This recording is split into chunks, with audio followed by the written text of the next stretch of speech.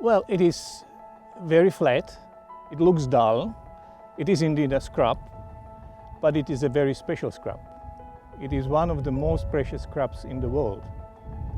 The local people call it Kwongan, or Kwongan scrub if you want. Kwongan is in Nyungar language would be a sand plain, because all this what we see here, this vegetation, is growing on sand. It is looking very, I would say, not very inviting, but for a biologist, this is a treasure. The rehabilitation of mine sites is one of the key activities which Iluka undertakes. It's really important because mining for Iluka is relatively short term and we move site to site. So our reputation is really only as good as our last mine. We endeavour to do the best job at rehabilitation we can, and that's part of my role at Iluka, to ensure we research and adopt the best practices possible for doing rehabilitation after mining. As a Midwest Rehabilitation Manager, I get to oversee the reconstruction of the profile, so including all the backfill, the topsoiling and the regrowth activities to meet closure criteria to achieve relinquishment. Our rehab is very important to Iluka. We're good people in the community, and it allows us to explore and open new mines.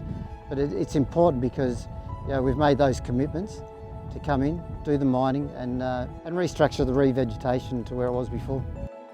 When you're coming here and you just start poking your nose into the vegetation, you will find out all sorts of forms and all sorts of colors, and on touch, everything is different.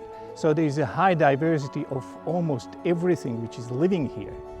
So if you take a plot which will be 10 by 10 meters, you get easily 40 to 50 species on that plot.